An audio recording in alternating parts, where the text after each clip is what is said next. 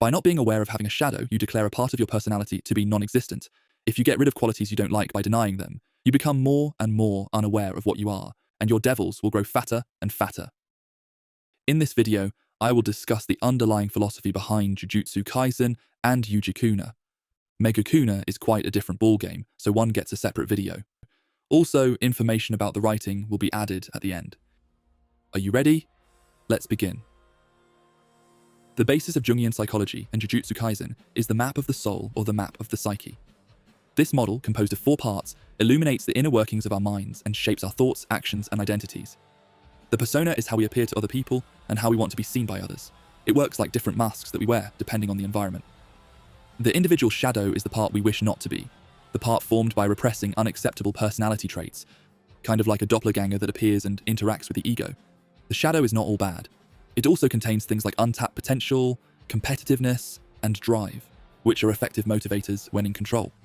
My favorite depiction of it was from Rick and Morty in the Rest and Relaxation episode, where they removed all the toxic traits, but it turns out that it also includes ones we need, like anxiety. Remember us? I don't like confrontation! You fucked us, you pieces of garbage! That's right, you're fucking garbage, not us! I'm a fucking genius and a god! You really think this thing can hold me? I'm gonna rip your throat! Morty, what if the toxic parts of us have their own identities, their own will to live? What if mine shares my intelligence and devised a way to reach out to us? Sounds like he's in a lot of pain.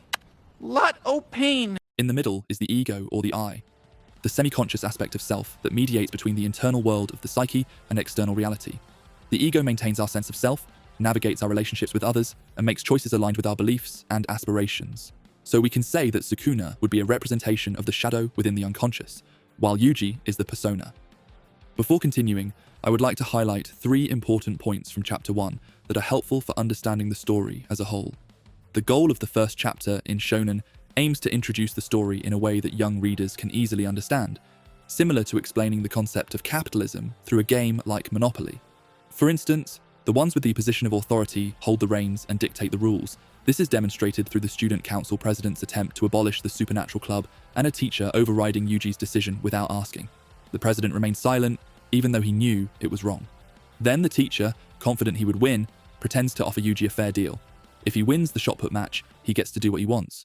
And when he unexpectedly beats the coach, it cements that the strong get to do what they want. This same dynamic is repeated in Jujutsu High with the superiors, and then in the Cullen games, where the positions are interchanged, and the strong are the ones who get to make the rules this time around.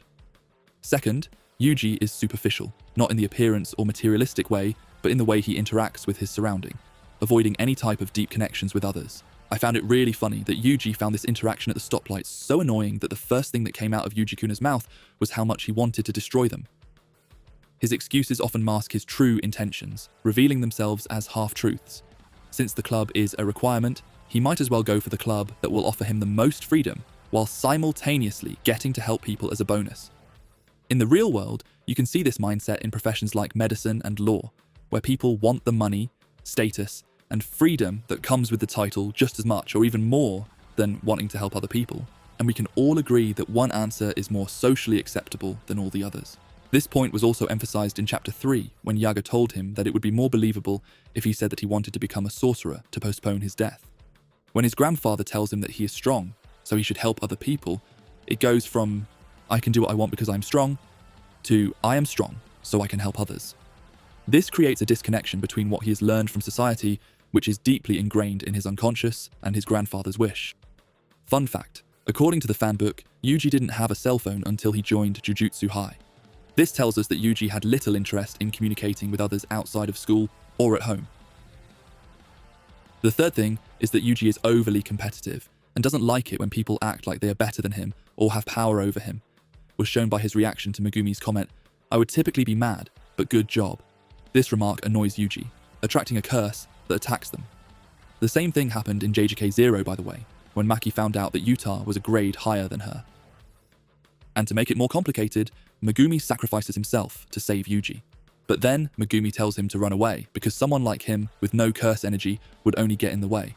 To most people, it would be not a big deal, but to Yuji, it was probably the needle that broke the camel's back.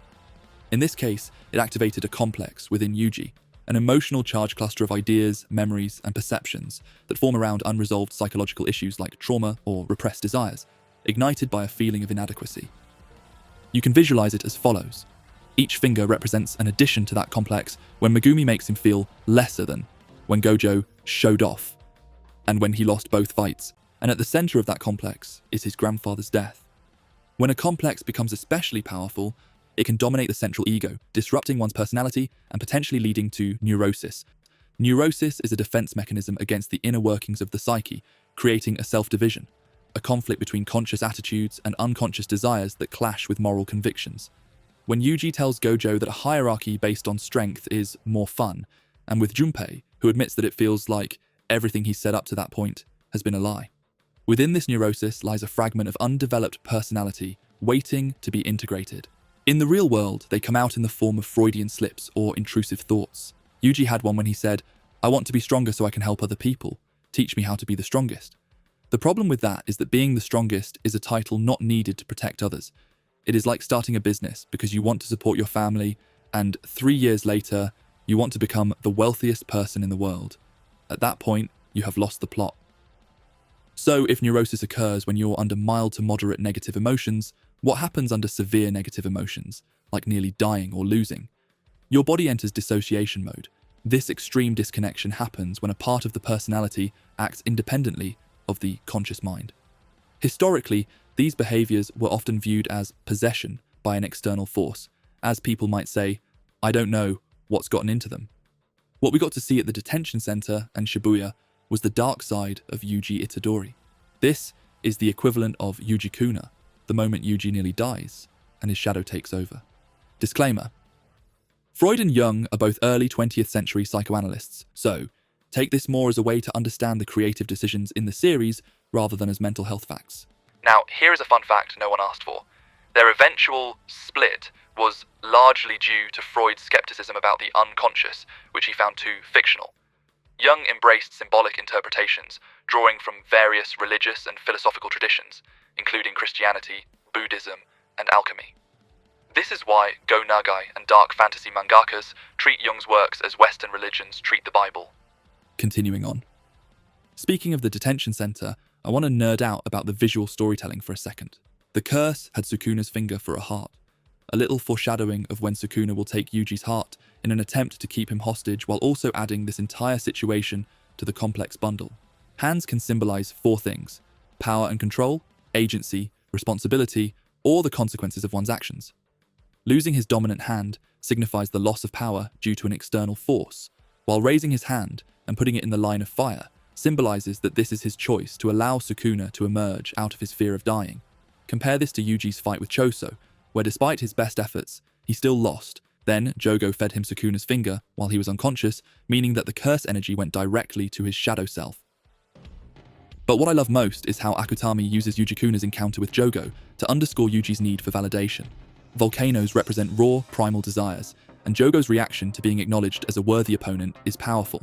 He's genuinely happy and fulfilled by that recognition, by none other than the vessel of the King of Curses. Yujikuna's admission that he has never felt what Jogo experienced at that moment, whether it's the exhilaration of truly testing one's limits or facing life or death challenges. It is something that Yuji needs, the type of happiness that Toji and Gojo experienced, and the only person able to give him that satisfaction is Megumi. It is worth noting that it is not driven by conscious hatred or resentment, but pride and ego. It's the "I will show you I can" mentality, rather than any deep-rooted malice. Now, let's talk about the theme. A few months ago, I encountered a Japanese forum where someone complained that the story wasn't progressing. Another person responded that the real story doesn't start until the end of the Shibuya arc. At first, I thought that was a bit of a stretch, but after reflecting on it, I agree. The pre-Shibuya arc explores the nature of curses, revealing that many are transmuted humans. It introduces key students, teachers, and antagonists, alongside the rigid hierarchies and systemic failures within Jujutsu society, failures Gojo aims to dismantle. This society marginalizes individuals and often pits students against each other, all while making us believe we are on the right side. In Hidden Inventory, Gojo's backstory clarifies his desire to change the system and, more importantly, demonstrates that absolute power and meaningful relationships cannot coexist. This is why Megakuna finds Gojo greedy. Then, we arrive at the Shibuya arc, which turns the tables and shows Yuji that he is not that different from the thing he hates the most. Choso fights Yuji on behalf of the brothers he killed, and Yuji's inability to confront his rivalry with Megumi or suppress his ambitions ultimately transforms him into a curse, one responsible for the deaths of thousands. This is where the real story begins. In hindsight, Goshizono's decision to keep the intro song when Yuji had his mental breakdown was a masterful move. It felt like a signal telling us, this is where it all truly starts. This man is the Gordon Ramsay of anime adaptations. Bless him. The mirroring imagery of Mahito versus Yuji and Nobara tells us that what they did with the brothers is the exact same thing Mahito is doing to them. Jung would call this the confrontation with the shadow, a moment where Yuji is forced to see that he's not all that different from Mahito. The arc flips everything on its head, compelling Yuji to face the fallout of his actions. But as he acknowledges, staying in that mindset would turn him into nothing more than a murderer. His path forward only opens up when he accepts that the curse within him is part of who he is. To heal others' pain, you first have to confront your own. As Jung says, knowing your own darkness is the best method for dealing with the darknesses of others. All of this underscores the central theme: identity. Specifically, do you know who you really are? Not just the sanitized version of yourself, but your yin and your yang. This journey of self-discovery is closely related to Jung's concept of individuation, the process of integrating different aspects of the self, conscious and unconscious, into a cohesive identity. Yuji's journey reflects this individuation process as he grapples with his shadow, recognizing that his struggles, flaws, and experiences contribute to his overall self. By facing his inner darkness, he learns to embrace all facets of his identity, ultimately leading to personal growth. Then, you will be able to save those around you, especially those you've hurt and the ones important to you, because you've already been through what they are experiencing. There are a few additional points I want to cover, small details that don't fit neatly into the timeline. This version of Sukuna can be seen as Yuji's complex in its purest form. The hair represents the death of his grandfather, what he learned from school, and his experiences as a sorcerer, all the stuff that he projected onto Megumi. According to Somatopia, projection is an essential psychological defense mechanism that protects us from feelings that are too difficult to process or admit. Yuji had to convince himself that Megumi was just like him, so that he wouldn't feel overwhelmed by the guilt of Megumi sparing his life. So no, it's not his ancestor or a twin, but a representation of the darker side of Yuji. Interestingly, multiple sources state that once you know what you are projecting, you stop projecting into that person. The hard part is identifying it before you hurt them or yourself. Jung's concept of active imagination refers to a meditative technique that bridges the conscious and unconscious mind, or how Lewis Canoli describes it. It involves letting your mind wander freely, allowing thoughts, images, and emotions to surface without judgment, and engaging as if they were real. While doing research for this video, I did not expect the entire Yujikuna thing to get as technical as it did, but the more I kept reading, the more details I found that were insanely cool to me. So here we are. Now onto the writing session. I'd like to begin discussing Gege Akutami's storytelling approach. While most people are familiar with character-driven and plot-driven narratives, there's a fascinating category known as theme-driven stories, where both plot and characters serve a central theme. The best explanation I've ever heard about thematic storytelling comes from the local scriptman. Take a theme, any theme. What are all the potential perspectives one could have on that theme? Oh, there's this one, and this one, and this one, and this one, and this. Take each perspective and turn it into a character. Boom, cast. Don't include characters who have nothing to say about your theme. It doesn't matter how fun they are or how attached you are to them. If they don't have unique perspectives on your theme, they will just take up space. Jujutsu Kaisen integrates Jungian archetypes by assigning characters specific thematic roles that conclude once their narrative function is achieved. One of the most popular criticisms against Gege's writing is that characters were forgotten. This isn't the case. They simply didn't have anything relevant to contribute to the plot at that moment, so they were taken out. This allows each character's presence to be purposeful, emphasizing their role in the story and their stance on the central themes. What if I'm starting with a plot idea? What moral, emotional, or philosophical issue might the people in your plot argue about? The people on either side of that argument? Those are your characters. The point is, you end up with a cast of characters orbiting a theme. And since they have different perspectives on that theme, these characters are going to be in conflict with each other. And that conflict is what we'll call the plot. As in Chapter 0, we focus on the previous year through the lens of someone uninterested in power and wanting to help other people.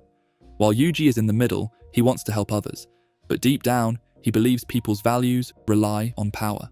At the other end of the spectrum, we have Gojo, who wants both to be the strongest and have his best friend by his side, which in Sukuna's eyes was quite selfish. This is the stage where you might feel inclined to designate protagonists and antagonists. Please don't. Try to see them all simply as characters. All characters have their own justifications for why they believe what they believe. It's easy to see why some might struggle with the idea that Yuji and Sukuna are two sides of the same coin. There's a tendency to think of Yuji as purely good and Sukuna as strictly evil, and to believe that good people can't do terrible things. But that's part of the message of Jujutsu Kaisen. People make mistakes and endure pain, but those who've been through the same struggles are best equipped to help others. As Jung said, knowing your own darkness is the best method for dealing with the darknesses of other people. Our toughest experiences can be powerful tools for empathy and support, and that's how a better future can be formed. I know this might have been quite a tangent right at the beginning of the video of all places, but it is information that I find very important, and not enough people talk about it.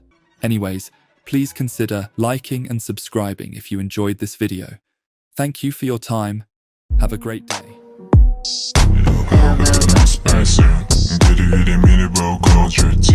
마다 마다 카인의 흑수로 벤치 라스타 로이드 원치 스티로 플렉싱